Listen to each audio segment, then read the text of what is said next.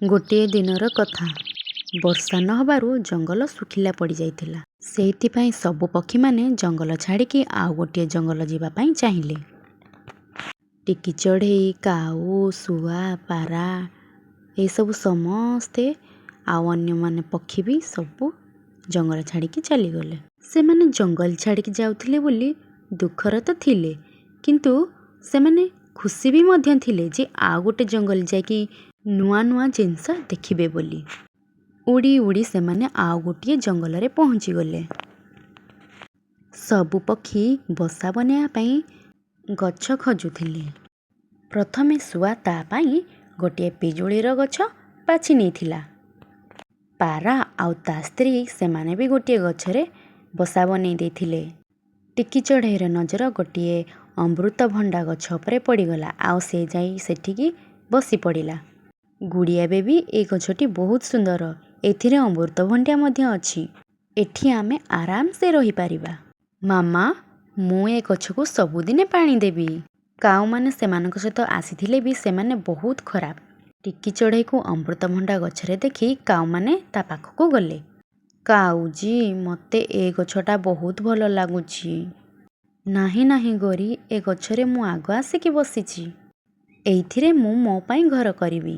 ଟିକି ଚଢ଼େଇ, ତୁ ତ ଜାଣିଛୁ, ତୁ ସିଧା ଏଇଠୁ ଯା, ନହେଲେ ମୁଁ ତତେ ଏଠୁ ମାରିକି ବାହାର କରିଦେବି। ହଉ, ତୁମେ ଏଠି ରୁହ, ମୁଁ ଆଉ ଗୋଟେ ଗଛ ଖୋଜି ନେବି। ତାପରେ ଟିକି ଚଢ଼େଇ ଗୁଡ଼ିଆକୁ ନେଇ ଗଛ ଖୋଜିବାକୁ ବାହାରି ପଡ଼ିଲା। ସେହି ପାଖରେ ଚିଡ଼ିଆକୁ ଗୋଟିଏ ଆମ୍ବ ଗଛ ଦେଖାଗଲା। ସେ ଆମ୍ବ ଗଛ ଏତେ ଭଲ ବି ନଥିଲା, ହେଲେ ଟିକି ଚଢ଼େଇ ଯାଇକି ସେଇଠି ବସି ପଡ଼ିଲା। ସେ ଗଛରେ ପତ୍ରଟିଏ ବି ନଥିଲା। ମାମା, ଏ ତ ଶୁଖିଲା ଗଛଟିଏ। ଏ ଗଛରେ କେହି ରହୁନାହାନ୍ତି ବୋଲି ସେଇଥିପାଇଁ ସେ ଶୁଖିଲା ଗଛ ଦେଖାଯାଉଛି। ଆମେ ଏଠି ରହିଲେ ଗୋଟିଏ ଘର କରିବା ଆଉ ଗଛର ବହୁତ ଯତ୍ନ ନେବା।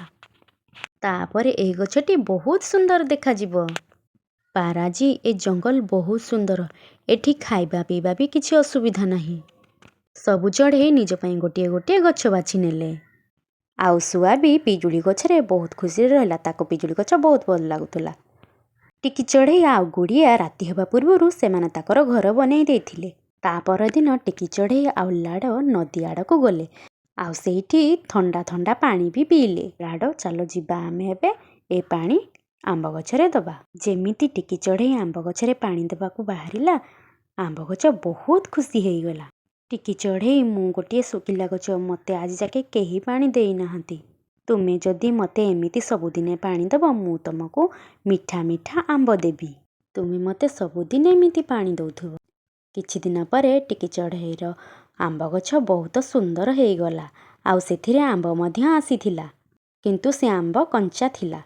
ଆଉ ସେପଟେ କାଉମାନେ ସବୁ ଅମୃତଭଣ୍ଡା ଖାଇ ଦେଇଥିଲେ। ଏବେ ସେମାନଙ୍କର ନଜର ଚିଡ଼ିଆର ଆମ୍ବ ଗଛ ଉପରେ ଥିଲା। ଶୁଣୁ ଗୌରୀ, ତୁ ଜାଣିଛୁ, ଟିକି ଚଢ଼େଇର ଆମ୍ବ ଗଛ ବହୁତ ସୁନ୍ଦର ହେଇଯାଇଛି, ଆଉ ସେଥିରେ ବହୁତ ଆମ୍ବ ମଧ୍ୟ ଆସିଛି। ଆଉ ଏବେ ଟିକି ଚଢ଼େଇ ମିଠା ମିଠା ଆମ୍ବ ଖାଇବ। ଏମିତି କିଛି ବି ହେବନି। ସେ ମିଠା ମିଠା ଆମ୍ବ ମୁଁ ହିଁ ଖାଇବି। ସେ ଯାହା ବି ହଉ, ଟିକି ଚଢ଼େଇକୁ ମୁଁ ସେଠାରୁ ବାହାର କରିଦେବି। ତାପରେ କାଉ ଆଉ ତା ସ୍ତ୍ରୀ ଟିକି ଚଢ଼େଇ ପାଖକୁ ଗଲେ। ତୁମେମାନେ ଏଠିକି କ'ଣ ପାଇଁ ଆସିଛ? ତୁ କ'ଣ ଭାବୁଛୁ ଏ ଗଛ କ'ଣ ତୋର? ଏଇଟା ଆମର ଆଗରୁ ଘର ଥିଲା। ଏବେ ଏଠି ଆମେ ରହିବୁ। ଗୌରୀ ଆଣ୍ଟି, ଆମେ ଏ ଗଛକୁ ବହୁତ କଷ୍ଟରେ ବଡ଼ କରିଛୁ। ଏଥିରେ ଆମେ ପାଣି ଦେଇଛୁ। ଆମେ ସବୁଦିନେ ନଦୀରୁ ପାଣି ଆଣିକି ଏ ଗଛରେ ଦେଇଛୁ। ଲାଡ଼ କି ବच्ଚି, ତୁ ଚୁପ୍ ରହ। ବଡ଼ମାନେ କଥା କହିଲା ବେଳେ ଛୋଟ ପିଲାମାନେ ମଝିରେ କଥା କୁହନ୍ତିନି। ତୁ କ'ଣ ଜାଣିନୁ? ସେ ଯାହା ବି ହଉ, ମୁଁ ତୁମମାନଙ୍କୁ ମୋ ଗଛ ଦେବି ହିଁ ନାହିଁ। ମୁଁ ଏ ଗଛରେ ହିଁ ରହିବି। ମୁଁ ବି ଦେଖିବି ତୁ କେମିତି ଏଠି ରହିବୁ ଆଉ ମିଠା ମିଠା ଫଳ ଖାଇବୁ। ତାପରେ କାଉ ଆଉ ତା ସ୍ତ୍ରୀ ସେଠାରୁ ପଳେଇ ଆସିଲେ। ତାପରେ ରାତି ହେଇଗଲା। ଗୌରୀ କାଉ ରାଗରେ ଚଳୁଥିଲା। ତାକୁ ରାତି ଯାକ ନିଦ ଆସୁନଥାଏ। ତାପରେ ଗୌରୀ କଳା କାଉକୁ କହୁଛି, କାଉଜି, ଯଦି ମୁଁ ସେ ଗଛର ଫଳ ଖାଇପାରିବି ନାହିଁ, ତାହେଲେ ଟିକି ଚଢ଼େଇକି ବି ସେ ଗଛର ମିଠା ଫଳ ଖାଇବାକୁ ମୁଁ ଦେବିନି। ତ ଚାଲ ଆମେ ଦୁଇ ଜଣ ଯାକ ଯିବା ଆଉ ସବୁ କଞ୍ଚା ଆମ୍ବ ତୋଳିକି ତଳେ ପକେଇଦେବା। ତାପରେ ଟିକି ଚଢ଼େଇ ସକାଳେ କାନ୍ଦିବ ଆଉ। କାଉଜି, ତମେ ମୋର ସବୁ କଥା ମାନୁଛ। ତମେ କେତେ ଭଲ, ମୋତେ କେତେ ଭଲ ପାଉଛ। ତାପରେ ସେମାନେ ଦୁଇ ଜଣ ଘରୁ ବାହାରି ପଡ଼ିଲେ। ରାତି ହେଇଯାଇଥିଲା, ସମସ୍ତେ ଶୋଇପଡ଼ିଥିଲେ। ତାପରେ କାଉ ଆଉ ତା ସ୍ତ୍ରୀ ସବୁ କଞ୍ଚା ଆମ୍ବକୁ ଛିଡ଼େଇବାକୁ ଲାଗିଲେ। ତାପରେ ସେମାନେ ସବୁ ଆମ୍ବକୁ ଗୋଟି ଗୋଟି କରି ଛିଡ଼େଇ ଦେଲେ। ତାପରେ ସେମାନେ ସେଠାରୁ ପଳେଇ ଆସିଲେ। ତାପରେ ସକାଳ ହେଲା।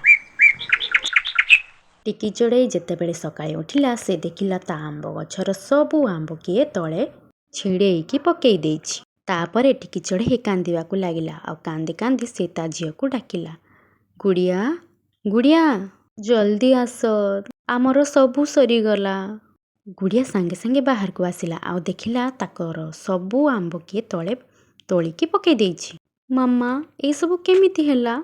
ରାତିରେ ତ କିଛି ଝଡ଼ ପବନ ଆସିନି, ଏସବୁ କେମିତି ହେଲା ମାମା? ତ କେମିତି ଆମର ସବୁ ଆମ୍ବ ଛିଡ଼ିଗଲା?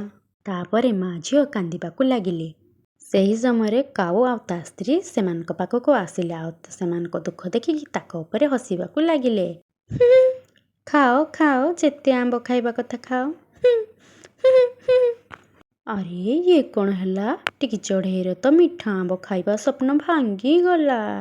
ବିଚାରି ଟିକି ଚଢ଼େଇର ସବୁ ଆମ୍ବ ଛିଡ଼ିକି ତଳେ ପଡ଼ିଗଲା। କାଉ ଆଉ ତା ସ୍ତ୍ରୀ ଟିକି ଚଢ଼େଇର ମଜାକ ଉଡ଼େଇକି ସେଇଠାରୁ ପଳେଇ ଆସିଲେ। ମାମା କାନ୍ଦନି, ମାମା କାନ୍ଦନି, ଚୁପ୍ ହେଇଯାଅ, ମୋ ପାଖରେ ଗୋଟିଏ ଆଇଡ଼ିଆ ଅଛି। ତୁମେ ଏଇଠି ଥାଅ, ମୁଁ ଏବେ ଅଜାକୁ ଧରିକି ଆସୁଛି। କ'ଣ ପାଇଁ ଗୁଡ଼ିଆ? ମାମା, ସବୁ ଆମ୍ବ ତମେ ଏକାଠି କରିକି ତାକୁ ଘରକୁ ନେଇଯାଅ, ମୁଁ ଆସିଲେ ତୁମକୁ କହିବି। ତାପରେ ଗୁଡ଼ିଆ ତା ଅଜାକୁ ଡାକିବ ବୋଲି ତା ଅଜା ଘରକୁ ଚାଲିଗଲା। ଗୁଡ଼ିଆ ଜଲ୍ଦି ଜଲ୍ଦି ଉଡ଼ିକି ଗଲା ଭାରି। ଅଜା ଅଜା, ଚାଲ ଆମ ଘରକୁ ଯିବା ଆଜି। ଗୁଡ଼ିଆ, କିନ୍ତୁ କ'ଣ ପାଇଁ? କିଛି ତ କହ। କିଏ ଆମର ସବୁ କଞ୍ଚା ଆମ୍ବ ଛିଡ଼େଇକି ତଳେ ପକେଇ ଦେଇଛି। ଆଉ ମାମା ମୋତେ କହିଥିଲେ ତମେ କଞ୍ଚା ଆମ୍ବରେ ବହୁତ ଟେଷ୍ଟି ଆଚାର ବନାଅ ବୋଲି। ଆରେ ବାବରେ। ତାପରେ ଗୁଡ଼ିଆ ତା ଅଜାକୁ ଧରିକି ତାଙ୍କ ଘରକୁ ଆସିବା ପାଇଁ ବାହାରିଲା। ଟିକି ଚଢ଼େଇ, ମୋ ଝିଅ, ତୁ ଚିନ୍ତା କରନି, ଏଇ ଆମ୍ବରେ ମୁଁ ଏତେ ବଢ଼ିଆ ଆଚାର କରିବି ଯେ ସମସ୍ତେ ଆଙ୍ଗୁଳି ଚାଟିକି ଖାଇବେ। ତାପରେ ଗୁଡ଼ିଆର ଅଜା ଅଧା ଆମ୍ବ କାଟିକି ଆଚାର କରିନେଲେ ଆଉ ଅଧା ଆମ୍ବ ଜାମ୍ ବନେଇଦେଲେ। ଗୁଡ଼ିଆ ଆଉ ତା ମାମା ମାର୍କେଟ ଯାଇକି ସେ ଆମ୍ବର ଆଚାରକୁ ବିକ୍ରି କରିଦେଲେ। ଆଉ ସେମାନଙ୍କୁ ଆଚାର ବିକିକି ବହୁତ ପଇସା ମିଳିଲା। ସେମାନଙ୍କ ପାଖରେ ଏତେ ପଇସା ଦେଖିକି କାଉ ଆଉ ତା ସ୍ତ୍ରୀ ଆଶ୍ଚର୍ଯ୍ୟ ହେଇଗଲେ।